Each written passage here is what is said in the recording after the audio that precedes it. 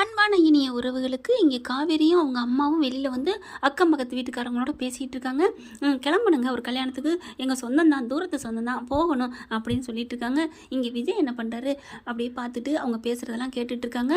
இங்கே காவேரி என்ன பண்ணுறாங்க, சின்ன பிள்ளையிலேருந்து என்ன பேசுனது வச்சது எல்லாத்தையும் ஆவலாக பேசிகிட்டு இருக்காங்களா, அதையெல்லாம் விஜய் கேட்டுட்டு இருக்காங்க.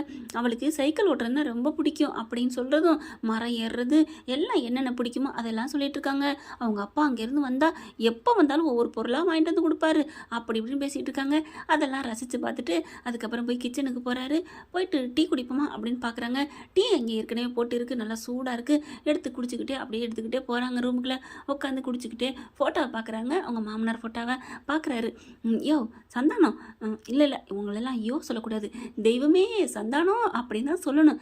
ஏன்னா ஒரு அழகு தேவதையை எனக்கு பொண்டாட்டியாக பெற்று கொடுத்துருக்கீங்க. நீ அழகுயா, நீ வீரையா, நீ எப்படி ஒரு அழகான பிள்ளைய பெற்று கொடுத்துருக்க தெரியுமா? எப்படியா 4 பேருக்கு மத்தியில் என் செல்ல பொண்டாட்டி காவிரியை எப்படியா பெத்த, எப்படியா வளர்த்த, எப்படியா செஞ்ச? நீ பால் ஊட்டி வளர்த்ததை விட அவளை அப்படியே ஃப்ரீயாக்கி வளர்த்துருக்க, தைரியம் மூட்டி வளர்த்துருக்கையா. அந்த தைரியம், அந்த வாய் தான் இன்னைக்கு அவள் மனசே எனக்கு கொண்டுட்டேன். என் மனசே வெண்டுட்டா தெரியுமா? எங்கெங்கேயோ பிறந்து, எங்கேயோ வளர்ந்து, எங்கேயோ என்கிட்ட வந்து சேர்ந்து, அதுவும் கல்யாணம் உருப்படியாக நடந்துச்சு. ரொம்ப கொடுமைப்படுத்திட்டேன் உன் சந்தானம், உன் தங்கத்தை, உன் சந்தனத்தை நான் ரொம்ப கொடுமைப்படுத்திட்டேன். அதுக்காக தான் இன்றைக்கி நான் தாங்கன்னு தாங்கிக்கிட்டு இருக்கேன். வேறு லெவல். அவளை நான் காப்பாற்றுறேன்னு அவன் நினைக்கிறான். இல்லை, என்னை தான் வாழ வச்சிட்ருக்கா உன் பொண்ணு. அது உனக்கு தெரியுமாயா அப்படின்னு கேட்கல. அப்படியே சந்தானம் அப்படியே பார்த்துட்ருக்காரு. ஃபோட்டோ என்ன சொல்லும்? நீ என்ன சொல்ல போகிற? ஃபோட்டோவிலேருந்து ஈன்னு சிரிச்சுக்கிட்டு தான் இருப்ப அப்படின்னு சொல்லிட்டு திரும்புகிறாரு. பட்டுன்னு அந்த பூ விழுகுது. பூ விழுந்தானே பார்க்குறாங்க. என்ன பூ விழுகுது? இது யதார்த்தமாக விழுகுதா, இல்லை தன்னால் விழுகுதா, இல்லை காற்று கருப்பு எதுவும்? ஐயோ அப்படின்னு சொல்லிட்டு போக பார்க்குறாங்க.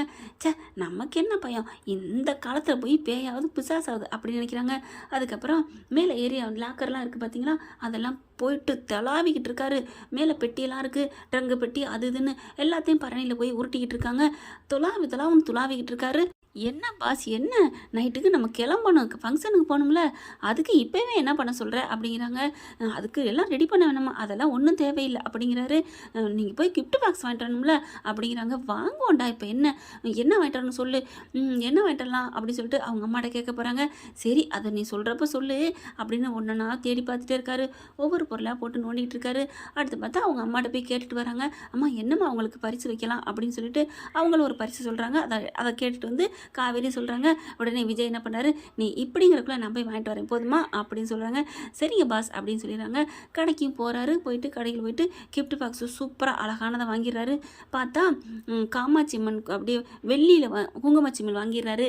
வாங்கி கிஃப்ட் பண்ணிடுறாருங்க. அதுக்கப்புறம் இன்னொரு கிஃப்ட்டு வாங்கி இன்னொரு இதுவும் கிஃப்ட் பாக்ஸில் தயாரிக்க வைக்கிறாரு. அடுத்து 2 பாக்ஸ் கொண்டு வராரு.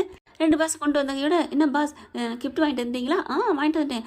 என்ன சின்னோண்டு குங்குமச்சிம்மலுக்கு போய் பெருசாக இருக்குது கவரு அப்படிங்கிறாங்க. பைய பெரிய பொருளாக இருக்குது அப்படிங்கிற. பெரிய பொருள் தான் அப்படின்னு சொல்லிட்டு காமிக்கிறாங்க.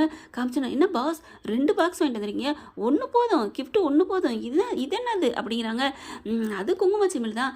ஐயோ அது தெரியும், அதான் குங்குமச்சிம்மல். இங்கே பாருங்கள் பாஸ், இது என்னன்னு கேட்டேன் அப்படிங்கிறாங்க. அது சஸ்பென்ஸ் அப்படிங்கிறாங்க. எதுக்கு மாப்பிள்ளைக்கும் பொண்ணுக்கும் தனித்தனியாக கொடுக்க போகிறீங்களா? ஆமாம், இது மாப்பிள்ளை கொடுக்க போகிறேன், இது என் பொண்ணுக்கு கொடுக்க போகிறேன். என்னது உங்கள் பொண்ணா? இல்லை என் பொஞ்சாதிக்கு கொடுக்க போகிறேன் அப்படிங்கிறாரு. பொஞ்சாதியா? யார்? ஆர்வக்குள்ளாரு கிறுக்கி, நீ தாண்டி என் பொஞ்சாதி. ஓ சாரி மாமா, நீங்கள் யாருக்கோ கொடுக்க போகிறேன்னு. ஐயோ நெத்தியில் அடிச்சுக்கிறாங்க. கொட்டுன்னு வைவேன் அப்படின்னு கொட்டுறாரு. ஆர்வக்குள்ளாரு என் பொஞ்சாதினால நீ தானடி. ஐயோ மாமா, நான் ஏதோ ஒரு ஃப்ளோவில் சொல்லிட்டேன் விடுங்க அப்படின்னு சொல்லிட்டு, என்ன மாமா வாங்கிட்டு வந்திருக்கீங்க உங்கள் பொஞ்சாதிக்கு அப்படின்னு கேட்க, ஏன் பஞ்சாயத்தியா? யாரு அப்படியே பார்க்குறாங்க. இந்த லொல்லு தானே வேணாங்கிறது. உடனே பழிக்கு பழியா அப்படிங்கிறாங்க. பின்ன உனக்கு உன் மாமே நான் என்ன மட்டமா என்ன அப்படிங்கிறாங்க. சரி விடுங்க அப்படிங்கிற சாரதா வர்றாங்க.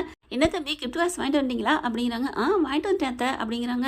அதுக்கப்புறம் வாங்கிட்டு வந்தீங்களா, சூப்பராக இருக்கே, குங்குமச்சிம்மல் தானே? ஆமாத்த அப்படிங்கிறாங்க.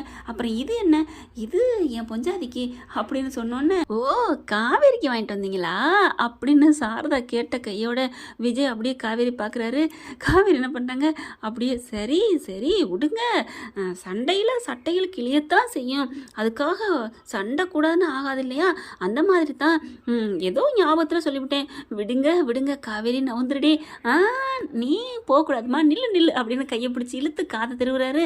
ஆன்னு கத்துறாங்க. என்ன தம்பி என்ன அப்படின்னு கேட்க, இல்லத்த இப்போ என் பொஞ்சாதின்னு சொன்ன கையோட நீங்கள் என்ன சொன்னீங்க? காவேரி தான் உங்கள் பொஞ்சாதி, இதில் என்ன இருக்குது? அதான் நான் கேட்டேன் காவேரிக்கான்னு. உங்களுக்கு எப்படி தோணுச்சு காவேரி தான் என் பொஞ்சாதின்னு? ஆனால் இதே இந்த பக்கி கிட்ட சொல்கிறேன். அவள் என்ன சொன்னா தெரியுமா? என்ன சொன்னா? பொஞ்சாதியா? யாரு யாரு அப்படின்னு கேட்டா தெரியுமா? அடிப்பாவி, ஏண்டி விளையாடுறதுக்கு ஒரு அளவு இல்லையா? என்ன நினைச்சிட்டு இருக்க? பொஞ்சாதினா நீ தானடி அப்படிங்கிறாங்க. இது உனக்கு தெரியாதாடி அப்படின்னு சாரதா கேட்குறாங்க. அம்மா விடுமா, ஏதோ பேசிவிட்டேன், இதில் என்ன இருக்குது அப்படிங்கிறாங்க. எப்படி நீ மறக்க போச்சு? பொஞ்சாதினா நீ மட்டும்தான், உனக்கு தெரியாது, எப்படி மறக்க போச்சு அப்படின்னு சொல்லிட்டு அடிக்க பார்க்குறாரு. இங்கே பாருங்க, அடிக்கிற வேலை வச்சுக்காதீங்க, இப்போ நான் இந்த பாக்ஸை ஓப்பன் பண்ணி பார்க்கணும் அப்படின்னு சொல்லிட்டு வேக வேகமாக ஓப்பன் பண்ண போகிறாங்க. இது போயிட்டு வந்ததுக்கப்புறம் பார்த்துக்கலாம், இப்போ வை அப்படிங்கிறாங்க. அதெல்லாம் முடியாது, நான் ஓப்பன் பண்ணி தீரணும் அப்படிங்கிறாங்க. வேணாம் வேணான்னு எவ்வளோ விஜய் சொல்கிறாரு. ஆனால் காவேரினால ஆசை தாங்க முடியல. அப்புறம் இப்போ டக்குன்னு பறித்து வச்சிடறாரு. இதை இப்போ நீ பார்க்க வேணாம், வந்ததுக்கப்புறம் பார்த்துக்கலாம் அப்படிங்கிறாங்க. அடுத்து ரெடி ஆகணும் கிளம்பணும் அப்படின்னு சொல்லிட்டு இருக்கல, காவேரினால பொறுக்க முடியல. போயிட்டு விஜய் அங்கிட்டு போன கையோட நழுக்குங்காமல் அப்படி நைஸாக போயிட்டு அந்த பாக்ஸ் எடுக்கிறாங்க. மெல்ல பிரிக்க போயில டக்குன்னு காதை பிடிச்சி திருகிறாரு. அதான் சொன்னோம்ல அப்புறம் பார்த்துக்கன்னு, என்ன உனக்கு அவசரம் அப்படிங்கிறாங்க. ப்ளீஸ் பாஸ், என்ன இருக்குன்னு பார்க்கணும் அப்படிங்கிறாங்க. சரி சரி பார்த்துக்கோப்போ அப்படிங்கிற சாரதா வந்துடுறாங்க. என்னடி வச்சுருக்காரு அப்படிங்கிறாங்க. விஜயும் பார்த்தீங்கன்னா அப்படியே ஒன்றும் தெரியாத மாதிரி வெளியில் போயிடுறாரு. விஜய் போன கையோட வேக வேகமாக பிரிக்கிறாங்க. பிரித்து பார்க்குறாங்க. பார்த்தா சூப்பராக அவன் காவேரி ஒரு 2 வயசு 3 வயசில் விளாண்ட அழகான பொம்மைங்க. அப்படியே மூக்கை பிடிச்சி திருன்னா அது பேசுங்க. காவேரி ஐ லவ் யூ அப்படின்னு சொல்லும். கரெக்டாக மூக்கை பிடிக்குது, ஐ லவ் யூன்னு சொல்லுது. சொன்ன கையோட அம்மா அப்படின்னு காவேரிக்கு சந்தோஷம் தாங்கலை. அம்மா என் விஜய்மா எனக்காக இதை பண்ணி கொடுத்துருக்காருமா, என் அப்பா வாங்கி கொடுத்ததுமா, இப்போ இதில் 2 ஜீவன் கலந்துருக்குமா, அப்பாவும் என் விஜயும் அப்படின்னு சந்தோஷப்பட சாரதாவுக்கு அவ்வளோ ஒரு சந்தோஷம். தம்பி அப்படின்னு கூப்பிட்டு விஜயை கூப்பிட்டு வச்சு அவ்வளோ மெய் செலுத்து போகிறாங்க. எப்படி தம்பி இது எங்கேருந்து எடுத்தீங்க? இது காவேரியோட பொம்மை, இது ரொம்ப நாளாக அவள் சரி பண்ணி தர சொல்லிக்கிட்டே இருந்தா, அவரும் வர நேரம் பார்ப்பாரு, சரி பண்ண முடியாது அப்படின்னு சொல்லிட்டு போட்டுட்டு போயிடுவார். அதுக்கப்புறம் பத்திரமா இருக்கட்டும் சொல்லிட்டு இவ ஒளிச்சே வச்சுருந்தா. இதை நீங்கள் எப்படி எடுத்தீங்க, எப்படி கண்டுபிடிச்சிங்க, என்னன்னு கண்டுபிடிச்சிங்க அப்படின்னு ஒரே ஆர்வமாக கேட்குறாங்க. எப்படி பாஸ் எப்படி அப்படிங்கிறாங்க. அப்படித்தான் அப்படின்னு சொல்லிட்டு அழுகாத, ஏன் அழுக வந்துடுது, இதை எப்போ வேலை பார்த்தீங்க அப்படிங்கிறாங்க. நான் யதார்த்தமாக தேடி பார்த்தேன், உங்கள் அம்மாவை நீயும் சொல்லிக்கிட்டு இருந்தீங்கல்ல சின்ன பிள்ளையா இருக்கையில் அந்த பொம்மைன்னா ரொம்ப பிடிக்கும் அப்படின்னு சொல்லிட்டு அதை நான் கேட்டேன். அப்படி என்ன பொம்மை, சரி பண்ண முடியாத பொம்மை அப்படின்னு நான் தான் தேடினேன். அப்போ பரணியில் வேலை பார்த்துக்கிட்டு இருந்தீங்களே அதெல்லாம் இதைத்தானே தேடினீங்க? ஆமாம். அப்போ ஏன் சொல்லலாமாம்மா? அது சொல்லாமல் உனக்கு சஸ்பென்ஸாக கொடுக்கலான்னு நினச்சேன். உன்னை கூட்டி கொண்டு போய் மாடியில் வச்சு சாயந்தரம் வந்ததுக்கப்புறம் எல்லாம் உனக்கு கொடுக்கலான்னு நினச்சேன். இப்படி ஓப்பன் பண்ணிட்டியே அப்படிங்கிறாங்க. இருந்தாலும் இதை யாராலையும் சரி பண்ண முடியலங்க.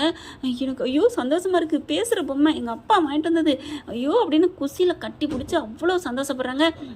இது பூரா நீ சொல்லிக்கிட்டு இருந்த பார்த்தியா, அதை நான் கண்டுபிடிச்சேன், அதனால தான் நீ உனக்கா நான் இதெல்லாம் ரெடி பண்ணேன் அப்படிங்கிற சாரதாவே சந்தோஷப்பட்டு விஜயோட கையை பிடிச்சி, தம்பி சூப்பர் தம்பி, அவள் ரொம்ப நாளாக அழுதுகிட்டே இருந்தா, சரி பண்ண தரமாட்டேங்கிறீங்க, சரி பண்ணி தரமாட்டேங்கிறீங்க, ப்ளீஸ்மான்னு அவங்க அப்பா வர நேரம்லாம் கெஞ்சுவா. அவரும் பார்த்துட்டு போட்டு போயிடுவார். ஒரு கட்டத்தில் அவளே மறந்துட்டா. ஐயோ இப்படி பொண்டாட்டியோட சின்ன வயசு ஆசையை கூட நிறைவேற்றுறீங்களே, ஐயோ நாங்கள் கொடுத்து வச்சிருக்கணும் தம்பின்னு மறுபடியும் அப்படின்னு நன்றி சொல்லி கும்பிட போகிறாங்க. அத்தை நன்றி சொல்லி என்னை பிரித்து பார்க்காதீங்க, இதெல்லாம் என்னோட கடமை, அதை அங்கே கடந்த பொம்மையை நான் சரி பண்ணி கொடுத்தேன், நான் என்ன அப்படியே உலகத்தில் இல்லாத அப்படியே அதிசயத்தை கொண்டாந்து கொடுத்துட்டேன். உடனே பாஸ் என்ன பாஸ் சொல்கிறீங்க, இது நீங்கள் எனக்கு என்ன பொறுத்த வரைக்கும் அதிசயம் பாஸ், நீங்கள் எப்படி தெரியுமா வாங்கி கொடுத்துருக்கீங்க, ஐயோ அப்படின்னு இருக்கையை கட்டி பிடிச்சிக்கிறாங்க. அம்மா இருந்தாலும் பரவாயில்லன்னு இருக்கையை கட்டி பிடிச்சி முத்த மழை பொழிய உடனே சாரதாவுக்கு வெக்கம் வருது.